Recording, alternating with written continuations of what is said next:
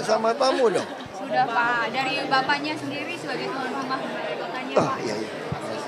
Ya saya kira ini memang udah kedua kali, saya hadir ini udah tiga kali loh.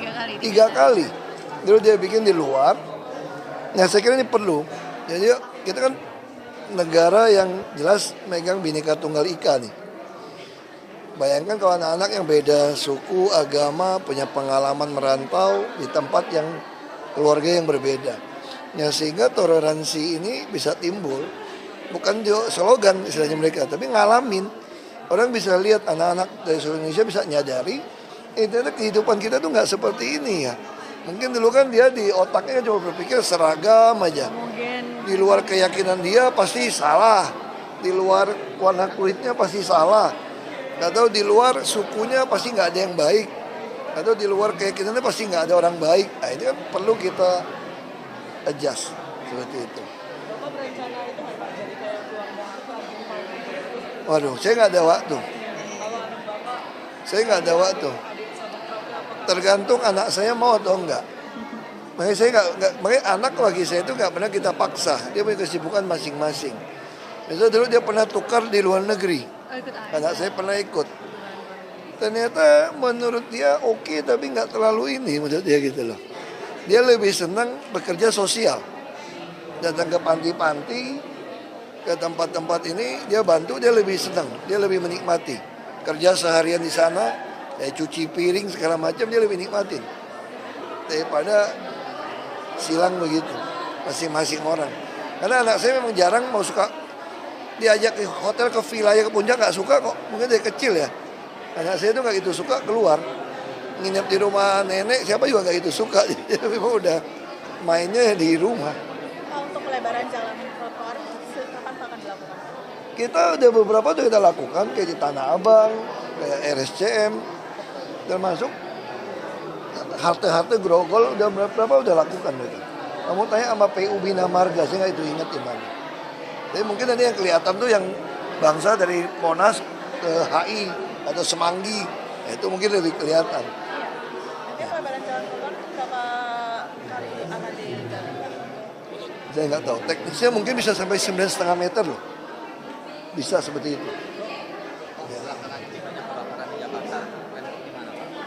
Kebakaran dibandingkan tahun-tahun lalu menurun sebetulnya. Hampir tiap hari berapa kebakaran Jakarta. Makanya cara kita itu apa? Sekarang kita mulai perketat gedung-gedung harus lolos sertifikat Dinas Penanggulangan Bencana Kebakaran. Termasuk kawasan-kawasan kumuh, kita memang dorong mereka untuk kalau yang nggak resmi mau kita bongkar terus. Karena itu yang sumber nyambung listrik kebakaran konslet. Itu gedung belum jadi, belum dapat SLF. Kalau dia dapat SLF pasti nggak mungkin kejadian seperti itu. Perlu penambahan petugas nggak sih Pak? Petugas kita memang masih kurang, kita mulai merekrut mereka satu persatu. Ya. Ini apa yang di atas ya? Atas masih ada ya? Makan dulu ya? Siang kan ini kan? Siang kan? Okay. Idealnya berapa sih Pak? Apa? Ya saya harap mereka bisa jadi pelopor tentang 4 pilar bangsa ini kan. Undang-Undang Dasar 45, NKRI, Pancasila, dan Bhinneka Tunggal Ika. Itu harapan saya seperti itu. Mereka harus mengerti kenapa Pancasila dibikin seperti itu. Pancasila tidak bertentangan dengan agama. Ya kan, kalau orang Islam bilang hablum minallah, hablum minanas. Ini ketuhanan Maha Esa dan keadilan. Orang Kristen Katolik bilangnya apa? Kasih Tuhan Allahmu dengan hatimu, kekuatanmu. Yang kedua, kasih samamu manusia seperti dirimu sendiri. Pada kedua hukum ini tergantung seluruh hukum Taurat dan kitab Nabi. Nggak ada pertentangan, itu perlu tahu. Yang kedua yang mesti tahu, sila kelima itu keadilan sosial, bukan bantuan sosial. Dia harus ngerti.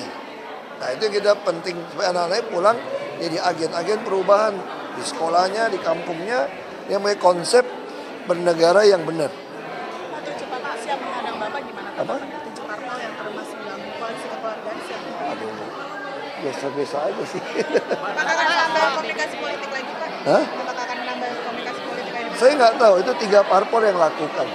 Saya kerja aja, nggak ada waktu juga kita kan. Untuk Wagubnya sendiri, Pak, apakah sudah ketemu? Wagubnya ada Jarod sekarang belum cerai kan? Untuk pilkada nanti, Pak, siapa Wagubnya? Walau alam, injury time. APBD. Jadi jam Bahas apa sih Pak? kita bahas soal pertanahan, soal izin, termasuk undang-undang yang mengatur bahwa pengadaan tanah untuk kepentingan publik harusnya nggak perlu bayar pajak, nggak perlu bayar notaris.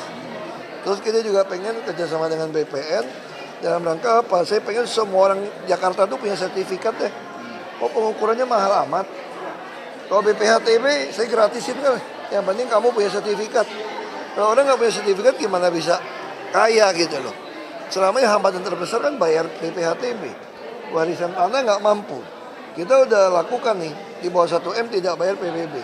Kita lagi kaji nanti Jakarta kalau duitnya kita tambah banyak, penghasilan pajak tambah banyak, kontribusi tambah banyak, seluruh yang namanya rumah tinggal nggak usah bayar PBB dong. Itu kan peninggalan Belanda. Nah kita perlu ngomong supaya sama-sama. Ada kaitan sama kasus belakangan ini Pak? Soal pembelian lahan. Enggak. Kebetulan menteri baru, saya ingin dia persepsinya sama. Kalau Pak Ferry kan udah sama. Nah terus kita juga pengen, kenapa sih izin ngurus BPN nggak titipin sama PTSP? PTSP kita kerja gitu baik.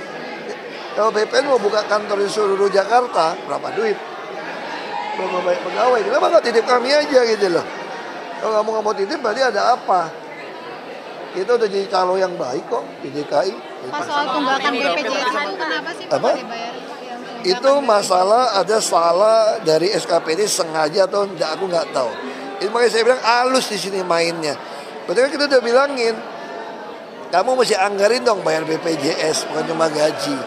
Lihat nggak anggarin, makanya 6 bulan ini kita pakai duit yang setahun dipakai dulu 6 bulan karena APBDP belum keluar, masuk Juli Agustus ya mentok. Jadi memang ada halus di sini. Sejak kapan sih? Sama kayak berita Jakarta juga nggak mau dianggarin kan halus. Ya supaya saya nggak berhasil aja. Kamu kira semua PNS di sini demen aku jadi gubernur? Semua juga berdoa kapan keluar nih gubernur satu ini. Jadi ya semua program dihalusin, dikerjain pelan-pelan halus. Ini sudah dimasukin dalam Hah? APBDP Pak? Masukin dong untuk bayar kan. Dengan dia ngerjain kita, halus banget lah sini mainnya lah. Berapa Pak total? Saya nggak tahu, nggak ingat. Biar tahun depan nggak kayak gini gimana Pak? MRT jalan kemarin kemajuannya cukup baik. Binamarga mau masukin 200 miliar lagi ke APBDP. Apanya? Untuk pembebasan lahan, iya. Tapi kita udah kerja kok, udah buat komitmen pasti kita bayar. Udah nggak ada masalah. Ya. Yang masalah tuh yang mau bayar dimintain komisi dari oknum. Jadi semua ini main gitu. Semua ini karena duit tuh sebetulnya. Pak, Ya. Cawagupnya injuring time, Pak. Apakah ada kandidat lain? Oh enggak, sementara kita kan udah hero. Bertiga kan hero. Kita nggak tahu nanti diskusi antar partai, saya nggak tahu.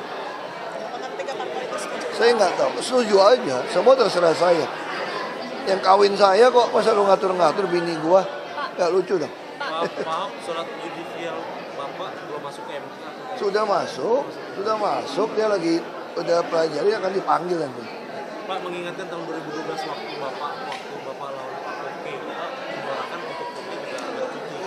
Memang saya bukan anti cuti loh. Saya tegaskan petahana kalau mau kampanye wajib cuti. Saya yang ngomong. Judicial review saya itu apa? Minta nggak mau cuti? Enggak. Saya cuma katakan harus ada opsi kalau tidak kampanye, tidak cuti dong. Kenapa? Karena undang-undang yang kamu keluarkan kali ini menurut saya konyol. Memaksa saya berhenti hampir 4 bulan. Kalau 2 putaran, berarti hampir 6 bulan dong kamu membuat saya tidak kerja. Kok cuti dipaksa? Nah kalau kamu mengatakan, kalau kamu nggak cuti, kamu akan kampanye menyerahkan menggunakan wewenang. Saya nggak mau cuti, boleh nggak? Nggak mau kampanye, boleh nggak? Nah kan nggak tahu boleh atau tidak toh. Nah boleh atau tidak kan mesti tanya ke Mahkamah Konstitusi. Tapi nggak takut Tugas kalah, Pak. damkar yang Hah? mau Kalau ditambah, Bapak Pak. kurang kampanye nggak takut kalah dari Itu urusan kedua, makanya saya bilang saya pengen ada pilihan. Kalau saya melihat mengesahkan APBD lebih penting daripada saya takut kalah. Jelas. Lebih baik. Tapi kalau sekarang kan enggak. Kamu mau takut kalah, mau nggak takut kalah, kamu mau ngesahkan APBD atau tidak, kamu harus berhenti aja loh. Kan lucu. Ya. Tugas damkar yang mau ditambah kapan, Pak? Enggak, kita nggak tambah, kita lebih baik kayak PPSU atau PKWT gitu. Dimaksimalkan. Ya nanti ada dihitung. Kayak di hub kan pakai PKWT. Ya. Ayo sama. Langsung Oh, Pak, Bapak. ayo.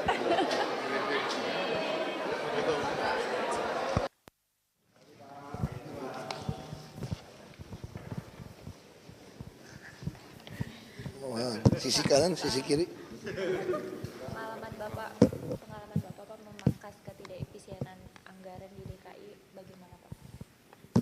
Ya belum sempurna, walaupun betul-betul udah kita pangkas. Tapi perlawanan masih ada. Biasanya itu perlawanannya gini, dulu kan dihilangin. Tiba-tiba hilang, setengah hilang, lalu kita pakai e-budgeting, masih berusaha, masing-masing main. Lalu kita kumpulin, tiap kali buka ngisi bareng. Nah, terus kita paksakan tidak boleh ada transaksi tunai, semua transfer. Dari situ saya walaupun dia main saya bisa mulai lacak. Makanya permainan mulai muncul kan, pemborosan mulai muncul. Lalu saya mulai lagi bikin anggaran tuh saya yang tentuin. Saya suruh bikin template. Masing-masing SKPD template-nya sama. Ya jangan dibilang alat tulis kantor di sini ada yang scanner, ini nggak ada. Ada yang ada misalnya makan minum. Makan minum juga termasuk di dalamnya tuh ada piring, ada gelas. Ini kan bandinginnya susah kan. Nah jadi kita bikin semua bandingannya mirip. Nah ini mungkin tahun depan lagi saya mau paksakan ya sudah. Kita udah tahu kebutuhannya mau apa, kita tentuin aja lah. Supaya dia nggak ada celah main. Tantangannya apa sih Pak? Tantangannya orang. Makanya mesti pecatin terus. Ketahuan pecatin terus. Nanti dapat yang baik. Kalau kita nggak berani pecatin ya nggak jalan. Ini kan orang. Pelawannya kan dari orang ya kan. Dia nggak mau tanda tangan, nggak mau kerjain atau dia jebak. Misalnya kayak tadi kan ada pengaduan dari yayasan. Yayasan Karya Pembangunan, Pondok Karya Pembangunan punya DKI. Sekolahnya dibongkar, dia mau bikin pagar. Bikin pagar, harusnya kita kasih pagar kan? Enggak, dia anggarannya apa tuh enggak? Dia kerjain itu tadi. Aduh kasihan, tua-tua dikerjain. Dikasih hibah 3 miliar. Duitnya ada, dia merasa ada duit kan. Sekarang begitu dia mau minta duitnya, nggak boleh. Kan ini buat pagar, kalau buat pagar nggak boleh duit. Kan gubernur yang bilang nggak boleh kontan, harusnya dikerjain pakai barang. Nah kerjain barangnya siapa? Harusnya kan dinas. Terus dinas apa? Oh kita nggak siap lagi nih bulan sekarang. Nah, model-model gitu. Kerjanya halus gitu loh. Dari upaya yang dihasilkan itu, dari upaya yang dilakukan hasilnya apa Pak? Hasilnya serapan lebih baik dan lebih tepat. Jadi kita bisa belanja sesuatu yang lebih tepat dan penghematan. Udah kita gaji naikkan pun itu kita belanja tuh masih mendekati 60% belanja langsung. Kalau dulu kan orang Jakarta merasa ini duit habis banyak tapi kok nggak kelihatan ya di lapangan ya gitu ya. Orang bilang CSR, nggak CSR loh. Hot mix semua kampung-kampung itu seat pile itu bukan CSR. Kita kerjakan pakai uang kita. Beli-beli truk sampah semua uang kita. Sekarang jalanan bisa bersih, kenapa? Karena ada beli mesin penyedot debu, pembersih jalan. Nah sekarang hampir semua alat-alat kita, mobil, alat berat, semua punya kita sendiri. Kita belanja. Dan servisnya pun pemeliharaan dikontrak dengan agen tunggal pemegang merek. Gitu. Pak, kalau soal parkir liar itu sebenarnya kendala dari Pemprov apa sih Pak untuk memberantasnya? Orang juga. Jadi juga kita ketemukan banyak oknum di dalam main juga. Malak-malakin orang dengan parkir ini, tahu nggak? Jadi kalau ada store dibiarin. Masalahnya semua di orang. Nah, sekarang kita lagi mau bikin aplikasi lagi. Biasanya saya ketemu kasus, saya mau bikin aplikasi. Kalau sekarang kan kita nggak ada aplikasi. Dia hanya tulis buku. Buku dia bisa cetak sembarangan. Kasih orang, kalau ada deal kasih dia duit, dia kantongin. Atau kasih deal lebih besar, dia yang nyetorin. Nah saya nggak mau, sekarang saya mau paksa ada aplikasi. Kalau dia mau nilang orang atau mau direct, dia mesti masukin ke aplikasi. Tiap wilayah kan ada GPS. Jadi kita tahu mobil kalau udah ketemu ada kasus, kalau dia nggak keluarin laporan, berarti dia pasti sudah deal di tengah jalan. Nah ini kita masih ada aplikasi, kalau nggak ribuan ini nggak bisa dikontrol satu-satu. Kita suruh orang yang kontrol satu-satu. Yang kontrol lagi minta jatah. Jadi kalau kamu bikin aplikasi, masukin ke Smart City, semua orang akan ikut partisipasi ngawasin. Ini baru kemarin saya suruh mesti ciptakan aplikasi untuk itu. Itu untuk petugasnya Pak atau? Petugas, jadi kalau kamu mau direct orang, ada laporan, begitu laporan masuk, misalnya kamu petugas di lapangan. Kalau kamu cuma manual foto kirim ke WA group, kapan saya pelototin? Saya suruh orang pelototin dapat jatah, diem lagi dia. Tapi coba kalau aplikasi, begitu aplikasi kan masuk kan, seluruh wali kota, lurah, wilayah itu dapat juga. Oh ini ada laporan nih. Nah terus begitu dia direct, dia langsung mesti laporin denda, orang ini mesti bayarnya di bank. Baru jelas. Kalau ada nggak dibayar di bank kita curiga. Ada laporan dia nggak ada tindakan, GPS-nya ke situ, berarti ada masalah. Nah kita pengen tahu aplikasi, tentu aplikasi nanti disempurnain. Targetnya kapan Pak? Saya mau tahun ini minimal sudah mulai ada. Karena anak-anak di atas kan ada 40 lebih tukang bikin aplikasi. Iya Pak Gubernur, ada yang membandingkan kondisi trotoar di Jakarta dengan di Surabaya. Memang. Surabaya itu sudah tertata. Memang. Memang. Makanya kita mau belajar dari Bu Risma. Bu Risma menata itu butuh tahun yang lama. Bu Risma kebetulan dari kepala dinas taman, lalu Bapeda bisa anggarin, lalu wali kota, lalu wali kota 5 tahun, itu udah di atas 10 tahun itu. Makanya saya katakan di Jakarta ada 2.700 km trotoar yang harus total kita bangun. Kasih saya waktu, saya beresin. Sekarang berapa prototipe sudah kita punya.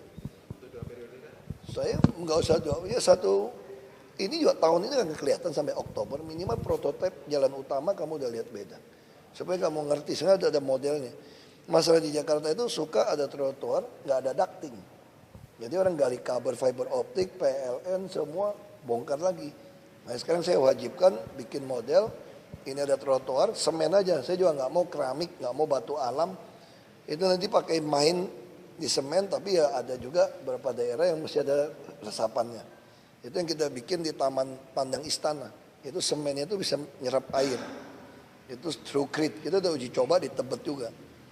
Nah kalau itu udah ada, terus ada boxnya. Turun kira-kira 2,5 meter apa 2,8 meter. Supaya ada gali kabel semua lewat box bawah.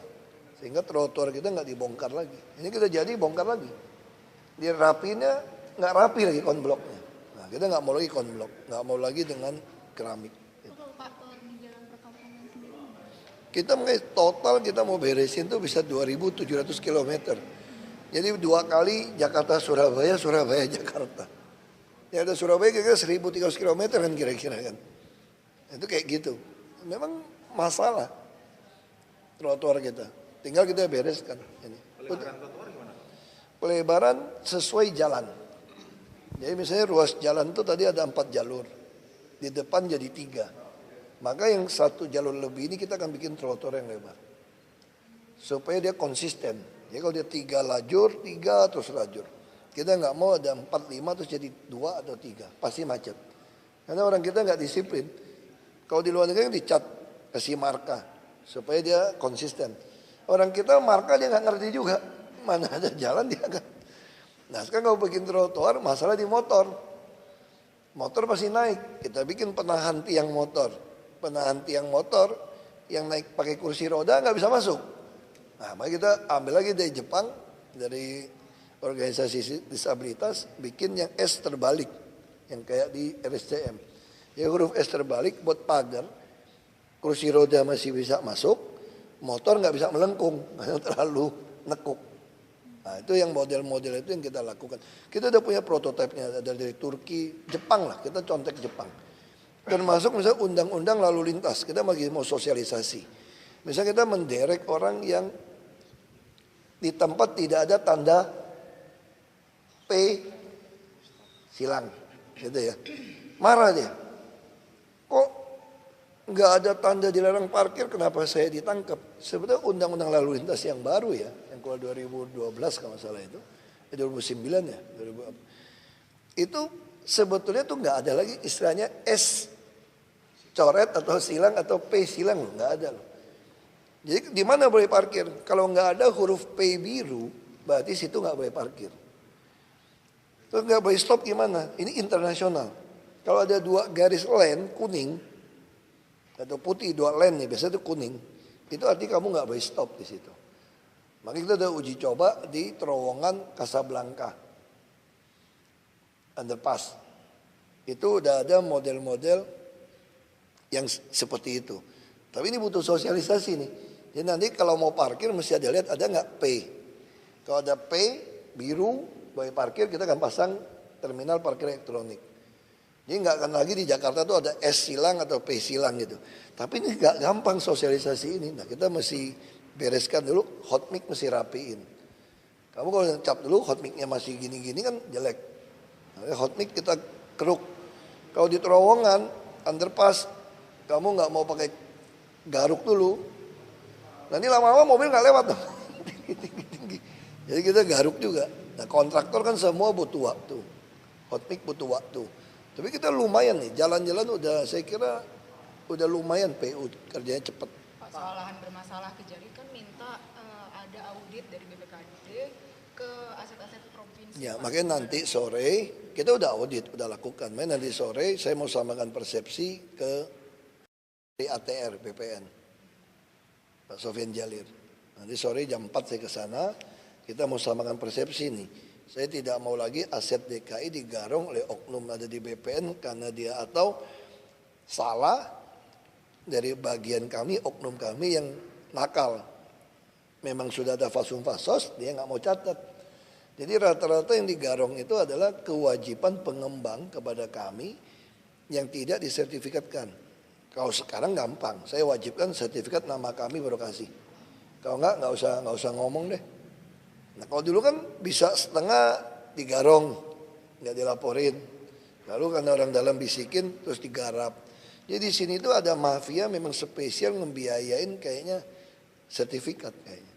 Cari girik orang nggak jelas pengakuan atau lapor polisi pura-pura hilang. Kita juga nggak dicatat, orang itu lapor ke polisi, dapat polisi, ya polisi ya lapor pasti kasih kan, jalan-jalan terus dapat sertifikat. PM1 mungkin oknum lurah, camat disogok, nggak ada catatan kok, bisa sengaja, bisa nggak sengaja, dilihat aman, duit dapat lagi, kasih. BPN begitu lihat semua clear, terbitkan sertifikat, ada duit bayar lagi kan, selesai. Kata Pak Heru katanya perlu dinas khusus untuk mengurus aset DKI. Ya itu kita bukan dinas khusus, harusnya BPKD 1 unit aja. Sebenarnya kalau semua pencatatan rapi nggak perlu ciptain dinas khusus kok. Kalau mau dinas khusus sekalian dinas pertanahan. Kalau itu untuk amanat dari undang-undang otonomi daerah. Nggak ada cerita BPN. Jadi yang terbitkan tanah semua langsung kita langsung dibawa Mendagri seperti dulu. Ada direktoratnya apa gitu loh. Harusnya seperti itu, tapi kan teman-teman juga nggak terima. Saya udah suarakan ini waktu di Komisi 2. Tapi kan BPN juga lebih profesional, lebih baik. Ya sudah, kalau dia lebih profesional, lebih baik. Takut ada oknum kepala daerah yang ngaco, ikut main, kacau juga emang. Pak, ya. Terkait politik, ini kan ngapain tanya politik, lu demen amat sama politik. Partai merasa ditinggal parpol nggak sih Pak, kalau kayak gini Pak? Kalau kamu punya istri 3, masih merasa nggak punya istri nggak, gue tanya luar. Udah 3 masih merasa ditinggal, gimana coba? Serakah amat sih, udah 3 masih merasa kurang. Masih mau menjalin komunikasi dengan partai? Kita komunikasi jalan terus. Komunikasi jalan terus, semua baik-baik semua. Yuk, udah ya. Soal Rismo semakin kencang nih Pak ke Jakarta. Kemarin juga PDIP kan ngadain rapat buat pilkada. Kamu tanya aja lah. Susah sih saya ngomongin nggak. Yang pasti saya katakan Jakarta membutuhkan banyak orang yang sudah terukur, teruji. Supaya kalian nggak beli kucing dalam karung. Itu yang saya katakan, orang bisa bandingkan. Nanti saya pengen namanya kalau waktu pencalonan itu, debatnya itu, program itu adalah seperti itu. Misalnya kayak tadi dia bilang gitu loh. Ini Jakarta gimana nih, kok beda banget sama Surabaya. Surabaya trotoar udah rapi, Jakarta kok belum. Misalnya kayak gitu kan. Nah itu yang sehat. Kita akan jelaskan kepada masyarakat. Surabaya itu cuma Jakarta Selatan. Gitu loh. Ini Jakarta, ini bukan cuma Jakarta Selatan ya, ini utara, pusat, timur, barat. Itu beda, gitu loh. Jadi komparasinya mesti bandinginnya. Misalnya kalau cuma Jakarta Pusat, menurut kamu kalau cuma di tengah kota ini bagus nggak? Bagus dong. Cuma di sini doang kok. Nah itu saya katakan ini menarik. Nah kita harapkan banyak calon kepala daerah datang. Ini kan menarik kan? Nah, ini kita jelasin, nah, tergantung orang Jakarta, saya jelasin. Nah, saya butuh waktu. Karena kan kita kan ngatasin orang di sini, kita baru 5 tahun nih, belum 5 tahun. Jadi sudah kelihatan loh, kita apa prioritas, sungai dulu, beli alat dulu. Itu pun dikerjain 2-3 tahun dengan e-budgeting. Kita baru benar-benar mulai berantem, nganggarin yang kita dapatkan baru 2015. Setelah e-budgeting, itu pun 2015 masih ada tipu menipu dari eksekutif oknumnya gitu loh. Lalu kita potong, baru APBDP 2015, baru beli tanah. Beli tanah pun masih main juga, masih beli tanah kita. Nah 2012 ini, ini lebih baik. 2016 ini bisa kekurangan duit kita, karena pembangunan ada, masih main nggak? Main juga, konsolidasi dimainin, yang udah di blacklist dihidupin lagi. Alasan udah 2 tahun, ini baru ketahuan ini. Yang menang tuh yang pernah kita blacklist. Alasannya 2 tahun udah hidup lagi Pak. 2 tahun juga mesti dicek dong saya bilang. Ini memang permainan tau gak? Permainan yang misalnya rumah susun. Rumah susun sejenis. Kenapa sih mesti bikin dipecah-pecah lalu konsolidasi? Lalu Gapensi tulis surat kepada menteri. Mungkin menteri PU keluarin. BUMN yang kita harap ikut lelang gak boleh ngambil di bawah 200 miliar. Kamu paketin ya 1 triliun. Nggak mau dibagi kecil-kecil. Kenapa? Kecil-kecil ini pernah blacklist punya nih yang menang. Jadi memang orang sini main. Nah saya tinggal jelasin seperti ini. Nah tergantung orang Jakarta. Kamu mau pilih yang mana? Kita kalau udah petahana, kamu siap nggak siap juga masih siap. Kecuali kamu nggak mau ikut lagi. Ya kan? Justru saya harap banyak kepala daerah ikut. Supaya nanti masing-masing sampaikan kan. Misalnya kamu dari kota yang A atau kota B, kamu akan ngomong nih, tuh Jakarta nggak ada apa-apa, bandingin kota gua dong. Nih kota gua ada kayak gini nih, lihat tuh semua, lampu jalannya beres, tong sampah di mana-mana. Itu versi kota A gitu kan. Mana Jakarta jelek banget itu tong sampahnya. Nanti kita bisa bilangin kan alasannya kenapa. Kita juga bisa korek-korek dia dong. Tong sampah lu bagus, coba lihat kali lu, payah kan kali lu. Nah, itu lu masih terkenang gitu kan. Hijau lu kurang. Nah, ini kan jadi lama-lama mendidik seluruh Indonesia. Ya orang Indonesia, seluruh Indonesia nonton TV mulai mikir nih. Oh gitu ya standarnya kepala daerah ya. Yang dilakuin tuh ini nih. Pasti kita akan bandingin loh. Misalnya kamu ngomong, oh saya punya pelayanan terpadu 1 pintu top banget. Bisa langsung nggak usah datang. Nah, kita akan bandingin. Berapa macam sih yang kayak gitu? 30. Oh 30, gue udah 40 bos. Sampai akhir tahun berapa? 100? Belum, gue udah 100 misalnya. Jadi orang lama-lama, oh ternyata izin ini bisa ya dibuat kayak gitu ya. Nah itu yang saya katakan akan membuat mengedukasi masyarakat milih yang paling benar. Pak, perkembangan dari partai lain nggak sih Pak? Dukungan dari partai lain? Saya mah orangnya oke-oke aja. Kamu mesti tahu kan saya ini adalah orang yang berani berhenti dari bupati cuma 16 bulan untuk nyalon gubernur. Ketika partai belum jelas. Pakai 12 partai. Nggak ada kali orang yang berani berhenti. Karena peraturan mesti berhenti, aku berhenti aja. Kalau memang untuk kepentingan lebih baik, nah sekarang soal partai. Saya dari pertama apa? Nggak ada partai juga nggak apa-apa. Tadi pertama betul nggak? Langsung independen gitu loh. Sekarang dapat 3. Ya sudah. Kamu mau 3, mau 4, mau 5, kan yang penting komunikasi beres. Saya tapi ada tekanan dari 3 partai politik ini. Nggak ada. Kalau hari ini PDIP dukung Bapak gimana? Ya puji Tuhan dong, alhamdulillah dong, tambah dong ya nggak? Partai politik masih tetap mendukung Bapak Pak? Hah? Pak PDIP Partai politik bilang masih kalau mendukung Bapak? mereka itu menunggu omongan dari Bapak minta bantuan ke PDIP gitu, minta dukungan. Itu kata siapa? Petinggi PDIP yang ngomong. Bukan penting itu teman-teman PDIP kadang-kadang tuh namanya teman tuh suka genit-genit gitu tuh kan? Itu namanya tuh teman tuh gitu. Dia marahin saya gitu juga. Hok lu jangan genit-genit ya. Ngomong di media seenaknya lu. Ini temen dia begitu. Saya sama PDIP itu temen banget. Dari pertama saya belum masuk politik.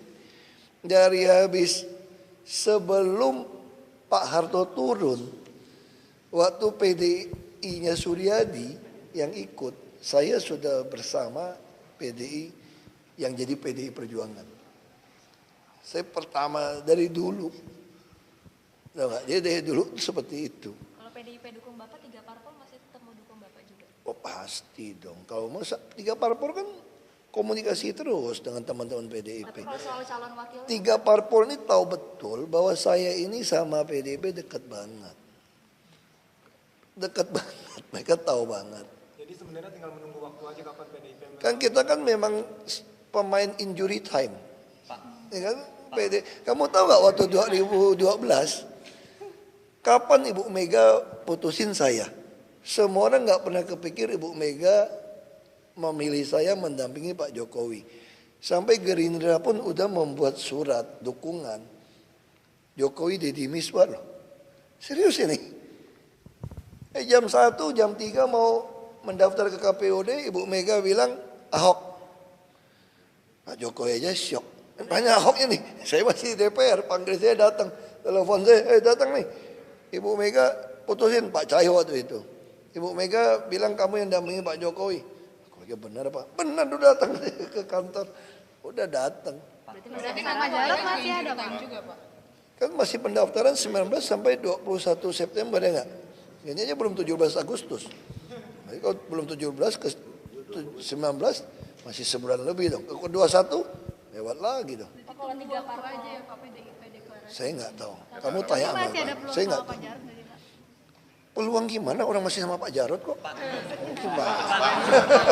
Benar nggak sih Pak ada tawaran Risma DKI Pak. Apa? Teman Ahok komentar gak sih terkait nama Risma dan DKI ini Pak buat rival Bapak? Sejauh ini nggak, teman Ahok udah tahu tugasnya. Nanti saya yang saya kampanye itu akan mengandalkan teman Ahok. Jaringan kita itu semua dari teman Ahok. Sampai RT kita udah punya siapa teman Ahok. Juta orang ini tersebar merata. Hampir semua RT kita punya. Bahkan juga sampai sumbangan pun kita perkirakan kalau kita hanya pakai teman Ahok bergerak ya. Mungkin sama quick count saksi sebagian muslimnya. Mungkin hanya 10 miliar saya kira. Mungkin 10 atau 15 saya nggak tahu. Mungkin ya segitu saja. Kalau hanya untuk saksi, kalau ada yang nggak mau terima uang, kan ada juga yang mampu. Dan saya juga minta mereka urunan. Ya kalau dia nggak rata-rata 1 juta orang 10 ribu, 10 miliar loh. Banyak tuh duit. 10 ribu aja. Kalau 20 ribu, 20 miliar. Karena bilang kan ada yang nggak mampu. Kalau yang nggak mampu dibayar orang yang mampu 100 ribu, sama aja dia bayarin 9 orang. Ya kan? Kalau ada yang mau kasih 50 juta. Kalau dia kasih 50 juta, dia udah mewakili berapa puluh ribu orang.